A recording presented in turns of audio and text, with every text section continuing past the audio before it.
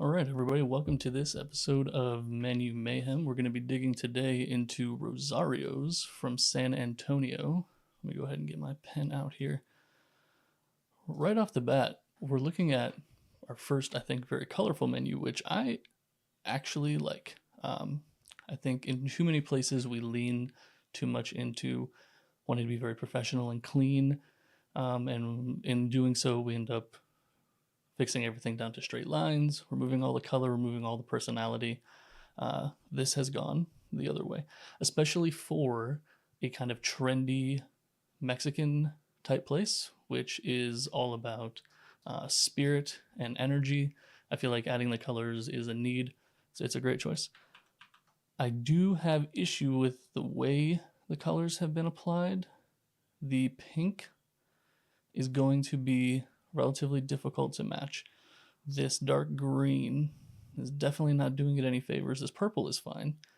We need to find another color, I think, other than this green, because it's clashing quite a bit. I think that they're trying to evoke freshness with this, but it's not really coming across. It kind of just makes it look like a bit of a mess.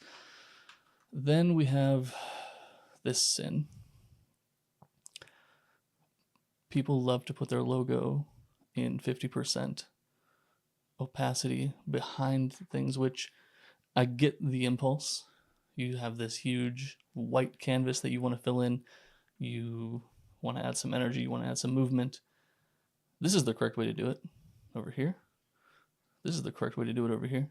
This is not the correct way to do it, especially when we're putting pink on top of purple, on top of green. This whole area is going to be extremely difficult to read for anybody with color blindness or with any sort of vision problems, or even if it's just a little dark, I think, or if the printing didn't go that well. But let's dive into the content. Oh, also, this is a little much. I see what we're going for here, I guess. Look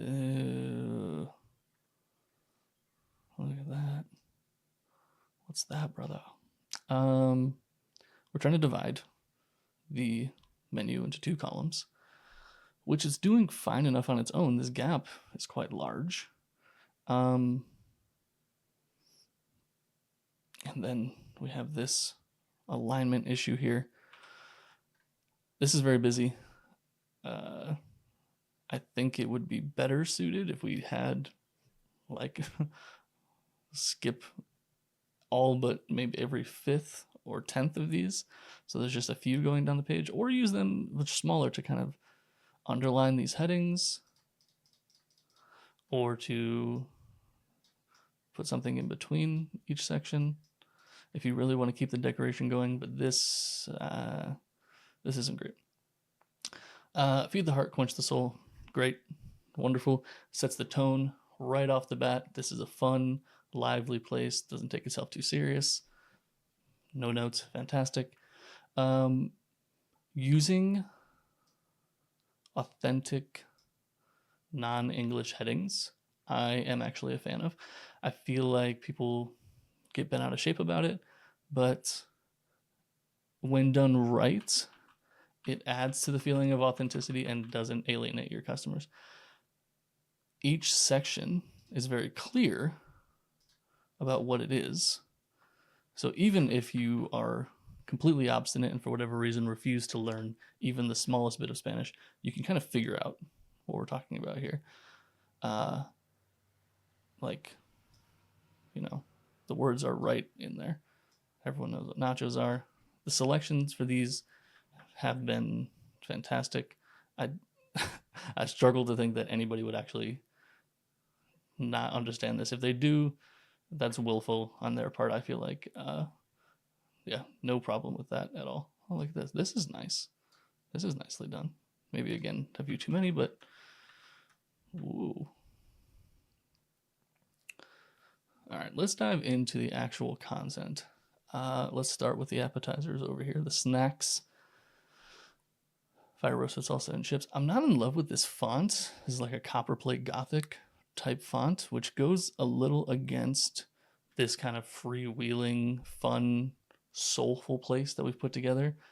I assume we did it to contrast with the very playful round font for the logo, but I think we've overcorrected a little bit. We could bring this down. I think I would leave this sans serif, maybe use a toned down version of this font.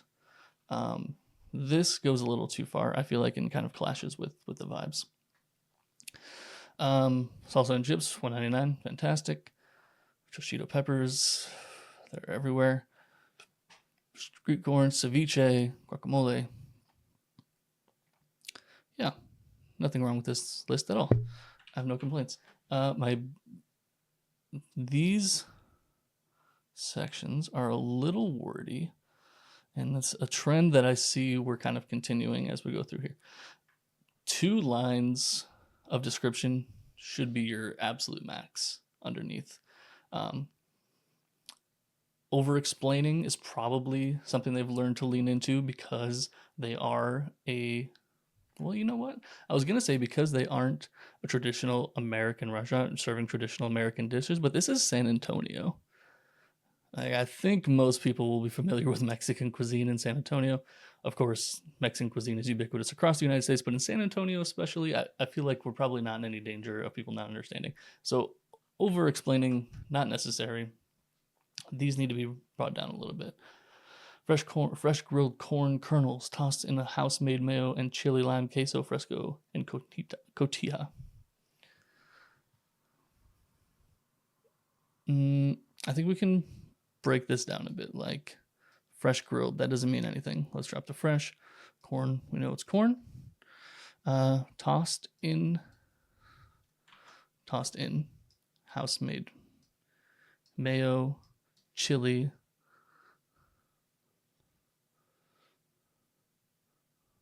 lime, queso fresco. I am a Oxford comma adherent, and I will be until I die. And the government cannot stop me. Mental institution cannot stop me. But this is just an example of a way that this can be cleaned up a little bit. This wouldn't get it down to 1 line, so I'm not too concerned about that. But over here, so for instance, we have this one already on 3 lines. Delicate white fish, jicama, red onions, jalapeno peppers marinated in fresh lime juice, tossed in a lime herb vinaigrette, served with avocado and house-made tostadas. Honestly, I feel like we could lose almost all of this. This is an ingredient list. This is a recipe. I would just marinated. I can't write with my mouse, people. Sorry. Pretend I wrote marinated here. Marinated white fish, jicama.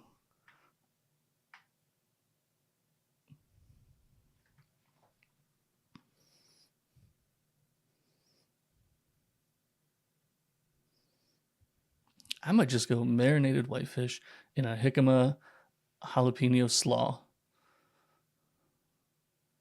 and call that a day. Maybe served with avocado. Don't need to know that. Hopefully, served with tostadas so that people know what's coming with it. This could be 1 line, maybe 2, and I think that this is something we're gonna see. Let's move on to this section over here. Rich, flavorful chicken lime broth. You never need to say something is flavorful on your menu. Flavorful isn't a descriptor, it's a hope. Rich is a descriptor. That helps me understand what this dish is going to be like. It's going to be relatively thick, probably a little fatty, probably maybe some starch in there. It's going to be not like a clear pho. It's going to be very substantial. That's what rich says to me. Flavorful doesn't say anything to me. It's easy to say. Anybody can say it. What flavors? What are we talking about? Rich chicken lime broth with shredded chicken breast. Another thing we hate is chicken breast. That's just a personal thing, though. There's nothing wrong with including it on your menu if it works for you. This would make me not order it, but that is a problem I need to talk to my therapist about. Chicken lime broth with shredded chicken is fine.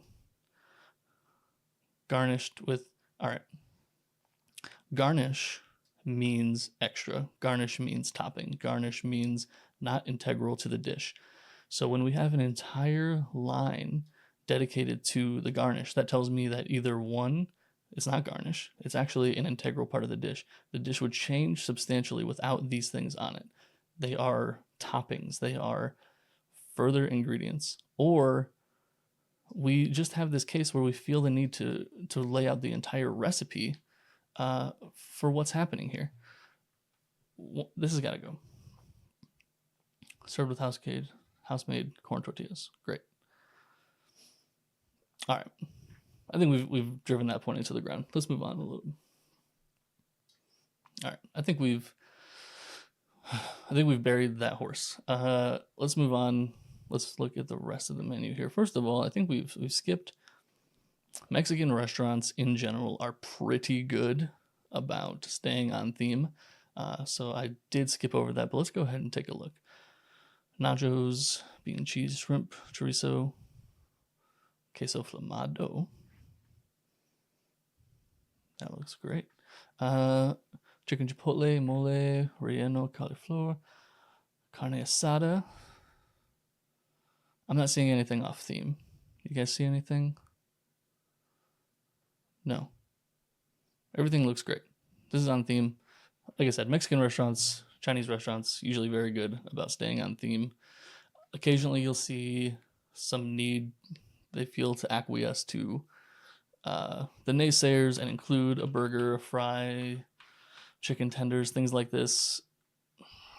If you explicitly put it on a kid's menu, I'm not necessarily against it, but I would much rather you find ways within the theme to build simple foods that kids can eat, that picky eaters can eat, that stay on theme and don't look like you are just throwing in the towel. Okay, fine. You keep asking if we have chicken fingers, here's some chicken fingers. Especially because there's no love going into those chicken fingers. Like, it's not going to be a hand-breaded tenderloin. It's going to be Tyson's frozen, whatever they got from their distributor. It's going to be low quality. It's a waste of the restaurant's time. It's a waste of the customer's time. It's a waste of money. So you know what? I take back what I said. I am against it. Don't do that.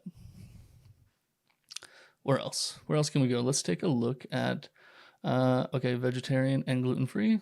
Fine. No problem with that. Clearly labeled, unobtrusive. Prices are great.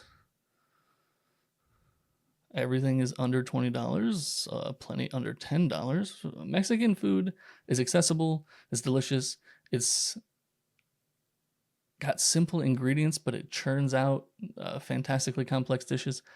And the price, I feel like, is part of that. I feel like it's part of the reason it's so comforting, it's part of the reason people love it so much. And they've done a good job. Here we finally approaching $20. It's a steak dish. Okay. I'm fine with that. I have no problem. Prices are fantastic. If you're making money with it, please keep it up, Rosario. You are killing it. All right. I don't see drinks. It's possible that they're on a different menu than the one I provided here. But I do like to see that altogether. Especially on the main menu, putting non-alcoholic drinks is a great idea. Again, for children. People tend to default to sodas otherwise, but if you can provide upfront, easily accessible, some drinks that are on theme, then you can upcharge for those. You can provide a more premium product, a more premium experience without people having to ask for it. But like I said, maybe it's on a different menu. All right, so summary. Let's talk about this. The colors, I like that there is color. I love that the colors are there. I think the colors are on theme, but they don't quite work. They need a little bit of refinement. This green has got to go, I think. I don't know what it needs to be replaced with, but I would try a few things that are not as deep on this red spectrum. I think that's probably why they went with the green, is to contrast hard with this red. But it's not quite working. So I would try a few colors throughout here, see what fits a little better. Even go with black if you have to. Next, I would say remove these logos from underneath the text, or turn the opacity way, way down. They make the menu more difficult to read. They interrupt the process, and it really just calls out even more how much these colors don't work here. Or just move them to the sides like this. Stick them off to the side a little bit. Like, this is beautiful. This is fine. Touching the text a little bit, that's okay. And then this center divider has got to go. Like I said, either really tiny ones as underlines, or, to separate the sections might work. Man, I cannot draw today to save my life. But this divider here is a problem, and this is killing me. This has got to be centered. You got to fix that for my sanity, please. Like I said, otherwise, fantastic job staying on theme. I didn't notice a single thing off theme. The prices are fantastic. These descriptions are a little verbose. I think we can maybe consider whether we need to print the entire recipe for each item. But they're not bad by any means. They're just a little bloated. I think just a couple passes of revision. Whoa. I think just a couple passes of revision can get this down, and also give the menu a little bit more space to breathe, make it a little bit more accessible. And then I would adjust this font. I think we've gone too far on the contrast here. This copper plate is really bringing down the vibes that I feel like you're trying to set. But overall, I would say this menu gets a solid 7 out of 10, especially for how good the theming is. The colors are a fantastic touch. Overall, I feel like Rosario's knows who they are, and they reflect that in their food, and that's a fantastic signal to consumers. So that's it for this episode of Menu Mayhem. If you have one that you want to send in, do so below to my email address, chris@getafreshperspective.com, or you can check the links in my bio and even schedule a free 30-minute consultation where I will go over your menu and we can start talking through some changes and improvements that can be made to your restaurant. All right, thank you so much. We'll see you in the next one.